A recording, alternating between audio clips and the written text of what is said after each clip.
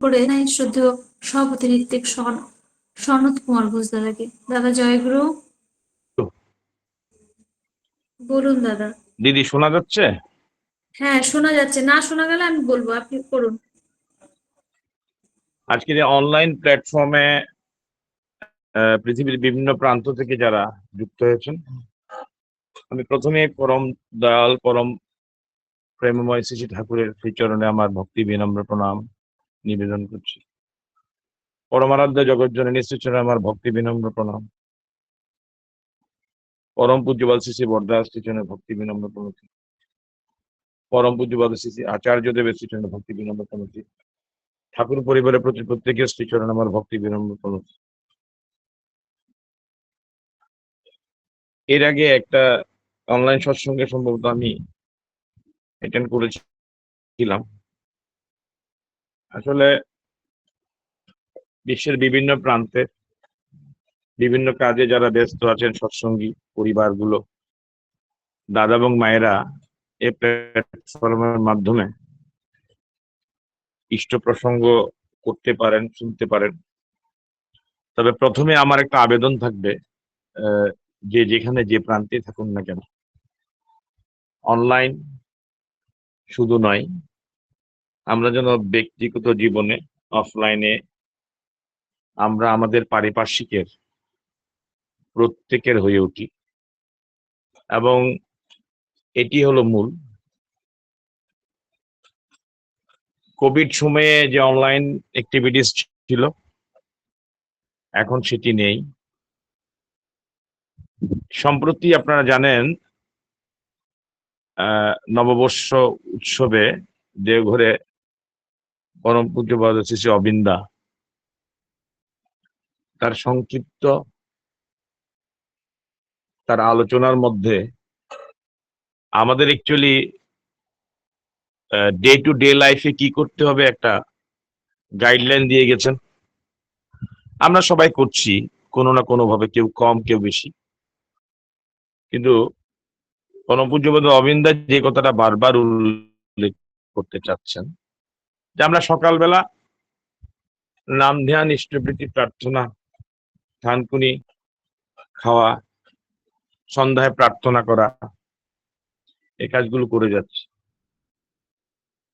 বা সৎসঙ্গ করছি। আমার পারিপার্শ্বিক যে এবং দাদা এবং মায়েরা দীক্ষা নিয়েছেন, কেউ অভিমানে দূরে সরে যাচ্ছেন। আমাদের এই ব্যাপারগুলো একটু প্র্যাকটিস করতে হবে, যে তাদেরকে এই প্র্যাকটিসের মধ্যে নিয়ে আসতে হবে। সেই জন্য তিনি বলছেন যে আমরা শুধু যে মন্দিরে এই যে কাঠ পাথর দেওয়ালের মন্দিরে আবদ্ধ না থেকে নিজের দেহটাকে মন্দির হিসেবে তৈরি করি। শ্রী শ্রী ঠাকুরের একটা কথা, শ্রী শ্রী ঠাকুর বলছেন যে আমি যখন শ্রী শ্রী ঠাকুরের যে বক্তব্য, সেটা হচ্ছে যে আমরা সৎসঙ্গীরা যখন কথা বলবো, সেই কথাটা যেন শ্রী শ্রী ঠাকুর যেভাবে বলতেন ঠিক সেভাবে।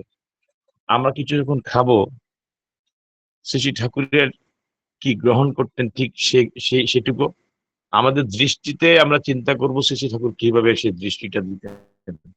অর্থাৎ প্রত্যেকটি মুভমেন্টে শ্রী শ্রী ঠাকুরের সে নির্দেশনা, শ্রী শ্রী ঠাকুরের চলনটা অনুসরণ করার একটা চেষ্টা থাকলে শ্রী শ্রী ঠাকুর মানুষের জন্য কিভাবে উন্মুখ হয়ে থাকতেন। আজকে পরম পূজ্যপাদ শ্রী শ্রী অবিন্দা এই যে কথাটুকু বলছেন, সবটার মূলেই কিন্তু মানুষকে আপন করে তোলা, মানুষ আপন। কাজে দেখুন আমাদের চারিপাশে আমাদের অনেক সৎসঙ্গী দাদা এবং মায়েরা আছে। আমরা নিজেরাই মনে করলাম নিজেরাই সবকিছু করে নাম ধ্যান সাধনার উচ্চ স্তরে গিয়ে আমরা সেই ধামে পৌঁছে যাব।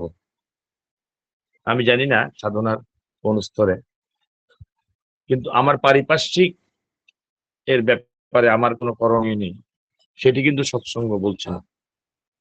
কাজে এই মুহূর্তে যে মেসেজটুকু, ডিপি ওয়ার্কস এর যে মেসেজটুকু, যে সবাই আমরা চাইলে আমাদের পারিপার্শ্বিক যে আমাদের গুরু ভাইরা আছে, আমাদের সবাই মিলে একটা বাসায় গিয়ে বলতে পারে যে হ্যাঁ দাদা, হে মা, আপনার বাসায় ভোরবেলা আমরা সে প্রার্থনা করি। মানে এটা একটা একটা শুরু আর কি। মানে এইভাবে আমরা পরস্পরে হয়ে ওঠার যে একটা বিশাল একটা বন্ধন তৈরি হওয়া। যেমন এই যে আজকে সাতক্ষীরা যে মন্দিরে আমাদের বিমলদা, আমাদের এই, ঘোষ দাদা এবং আমাদের যারা যারা আছেন তাদের নেতৃত্বে এখানে যে মন্দিরের কাজ হচ্ছে, এই মন্দিরটা হলে কি বা না হলে কি, কিন্তু এর মাঝে বা বিভিন্ন জায়গায় কাজ হচ্ছে, প্রসঙ্গ তো সেটা নয়। প্রসঙ্গ হচ্ছে এটির মাধ্যমে আমরা পরস্পরকে জানছি এবং ঠাকুরের পথে এগিয়ে যাচ্ছি, একটা বন্ধন তৈরি হচ্ছে, সুস্থ সুন্দর চলনের দিকে আমরা সবাই এগিয়ে যাওয়ার চেষ্টা করছি। এই যে ইউনিটি, পরস্পরের কথা ভাবছি। আচার্যদেবের কাছে এক মা গিয়ে বলেছিলেন যে আমার তো কেউ নেই। আচার্যদেব খেপে গেলেন। তখন তার পারিপার্শ্বিক এক দাদাকে জিজ্ঞেস করা হলো, বলে আগে আমি তো জানি না।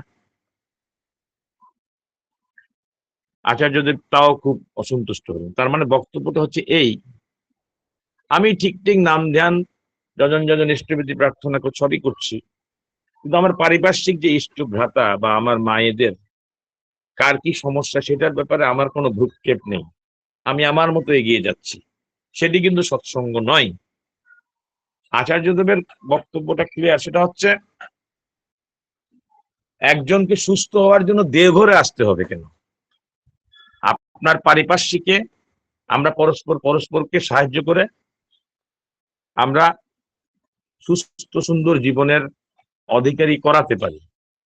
সেখানেই সৎসঙ্গের সাফল্য। সৎসঙ্গে আমরা যারা আছি, একটা জিনিস স্পষ্টভাবে আমাদের বোঝা উচিত। আমাদের যদি বলা হয় আমাদের ধর্মটা কি, ক্লিয়ারলি শ্রী ঠাকুরের মেসেজটা হচ্ছে এই, সৎসঙ্গ বোঝে না হিন্দু, বোঝে না বৌদ্ধ, বোঝে না খ্রিস্টান, বোঝে না মুসলমান। সে আনত করে তুলতে চায় প্রত্যেককে, সে এক। আমাদের বেসিক্যালি ধর্মটা কোনো ধর্মের মধ্যে সীমাবদ্ধ নয়। আমরা কোনো দলের মধ্যে সীমাবদ্ধ নয়। আজকে এ দল জিতলো, কালকে ও দল হারবে, আজকে এ দল হারলো। আমাদের দল একটাই, সেটা হচ্ছে সৎসঙ্গ। আমি যে দেশেই থাকি, যে প্রান্তেই থাকি, এটা আমার মাথায় রাখা উচিত। আমার কোনো কিছুর ভাবে উচ্ছ্বসিত বা হতাশ হওয়ার কোনো কিছুই নেই। আমাদের মূল সংগঠন হলো সৎসঙ্গ। কাজে সতের সংযুক্তির সাথে শ্রী শ্রী ঠাকুরের এই যে নির্দেশনা, এটি ধরে এগিয়ে গিয়ে একটি মহাবিশ্ব বৈশ্বিক পরিমণ্ডলে সৎসঙ্গের যে বিশালত্ব তৈরি হচ্ছে এবং হবে, সেটি একদিন কি বিশাল আকার ধারণ করবে, এটা আমরা একটু একটু করে হয়তো বুঝতে পারছি। যেটা পরম পূজ্য শ্রী দাদা বলেছিলেন, পরম পূজ্য শ্রী অবিন্দা সম্পর্কে বলেছিলেন। কাজেই প্রত্যেকটা মানুষ সবাই ঠাকুর ঠাকুর করবে। পরম পূজ্য শ্রী অবিন্দা বলছেন যে আমার ইচ্ছে হয় সবাইকে দীক্ষা দিয়ে দিই।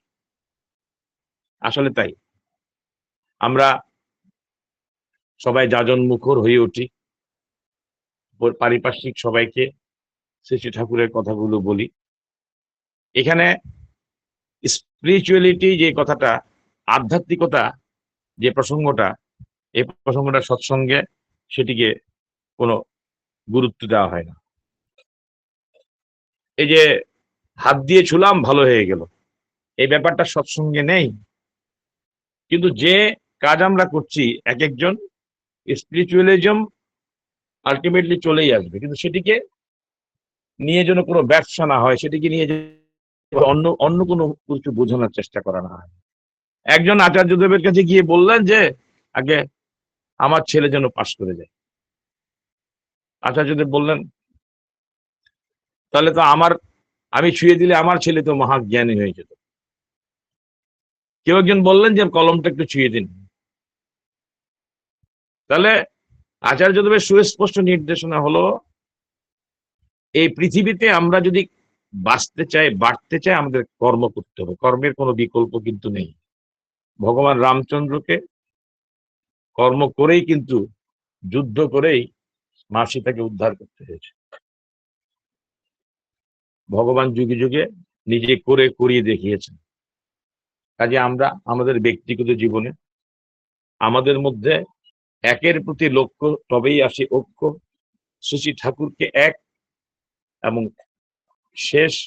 প্রথম শেষ এবং একমাত্র ভেবেই যেন আমরা চলি। আমাদের মধ্যে মাঝে মাঝে বহু নৈষ্ঠিকতা পেয়ে বসে। আমরা শ্রী ঠাকুরের কাছে প্রার্থনা করি যে আগে প্রভু আমার এই দাও সে দাও। আমরা এই ভাবটুকু থেকে দূরে সরে গেলে ভালো থাকবো। আমরা নিজের জন্য প্রার্থনা না করে অপরের মঙ্গল কামনায় নিজ মঙ্গলের প্রসূতি, এটুকু মনের মধ্যে যদি রাখতে পারি তাহলে ভালো থাকবো। যে ভাবছো বসে চলবে কিসে ভাববার তুমি কে, ভাববার যিনি ভাবছেন তিনি, তুমি ভাবো তাকে। আমরা এটুকু মনে রাখি। আর আমরা অনেকে হয়তো মনে করছি যে আমি মন্দিরের এই কাজ করছি, মিথ্যে কথা। আমি এই কাজ করার সুযোগটা পাচ্ছি, তাতে আমি ধন্য।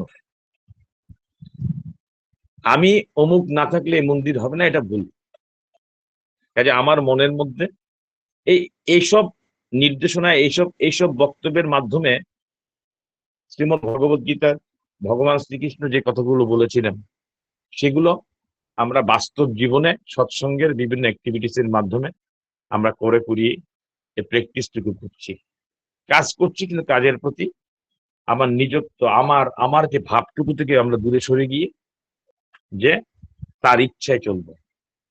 এক দাদা আরেক দাদাকে বললেন, দাদা কেমন আছেন? দাদা বললেন যে ভালো আছি। ওই দাদা বললেন, দাদা খুব গায়ের জোর বেড়ে গেল মনে হয়। বলে আগে বলেন ভালো আছি বলছেন। বলে আগে ভুল হয়ে গেছে, তার দয়ায় ভালো আছি।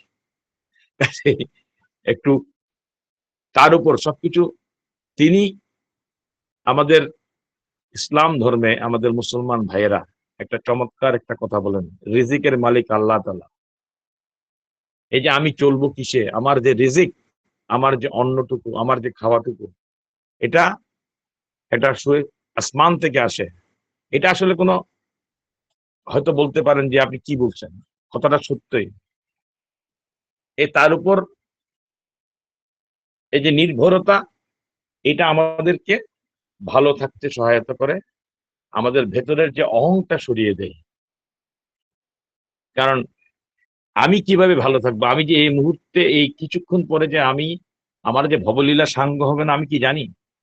তিনি এই যে কথা বলার এই সুযোগটুকু আমাকে দিচ্ছেন, সেটাই তো আমার প্রাপ্তি। কাজে যতক্ষণ দেহে আছে প্রাণ, পরম দয়ালের শ্রীচরণে এই প্রার্থনা আমাদের সবার জন্য থাকে। আমরা যেন শ্রী ঠাকুরের চরণ চ্যুত না হই, চরণ ধরে যেন থাকি, তার চলন ধরে যেন থাকি। তাতে আমরা ভালো থাকবো। পৃথিবীর যে প্রান্তেই থাকি আমরা ভালো থাকবো, সুস্থ থাকবো। সুন্দর বাংলাদেশ, সুন্দর ভারত, সুন্দর পৃথিবী, এই সুন্দর চমৎকার পৃথিবী গড়ে উঠবে সৎসঙ্গের নেতৃত্বে।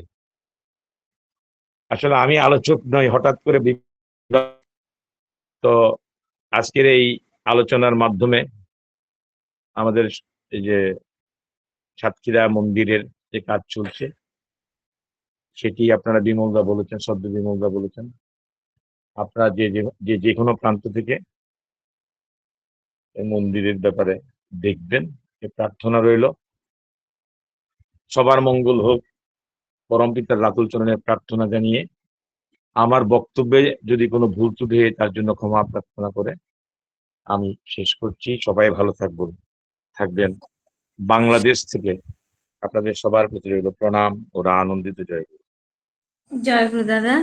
আপনাদের বাংলাদেশবাসীকেও আমাদের আমাদের ভারতবর্ষ তথা এই লিঙ্ক থেকে সবাইকে জানাই আনন্দিত জয় গুরু এবং উপযুক্ত স্থানে প্রণাম। জয় গুরু। খুব সুন্দর করে অল্প কথা কিন্তু তার বিস্তৃতি অনেক। খুব সুন্দর করে শ্রী ঠাকুরের পুরো কথাটাই বললেন যে নিজের দেহটাকে মন্দির করতে হবে এবং আচার্য নির্দেশ মেনে চলতে হবে। এইভাবেই যদি তাকে মেনে চলতে পারি, তার বিধিবিধানগুলো মেনে চলতে পারি, তবেই আমরা তার হতে পারবো। সৎসঙ্গের সঙ্গে যুক্ত থাকতে হবে, পরিবার পারিপার্শ্বিকের দিকে নজর রাখতে হবে এবং আমাদের সর্বোপরি আমাদের কর্ম করতে হবে। বহু নৈষ্ঠিকের ঈশ্বর প্রাপ্তি হয় না, এককেন্দ্রিক হতে হবে। অপরের মঙ্গল কামনায় নিজ মঙ্গলের প্রসূতি। তিনি সব। বিশ্বাস, নির্ভরতা, আত্মত্যাগ থাকতে হবে। তার চরণ নয়, তার চলন পূজা করতে হবে। খুব সুন্দর করে আলোচনা করে আমাদের প্রত্যেককে সমৃদ্ধ করলেন দাদা। খুব ভালো থাকুন, সুস্থ থাকুন, আর প্রণাম নেবেন। আবারও আসবেন, সময় করে আসবেন, তার কথা শুনিয়ে আমাদের সমৃদ্ধ করবেন, এই আশায় রইলাম। পরমপিতা রাঙা রাত্রি চরণে আপনার এবং আপনার পরিবার পারিপার্শ্বিকের সবার সুদীর্ঘ নির্দিষ্ট জীবন প্রার্থনা করি। জয় গুরু দাদা।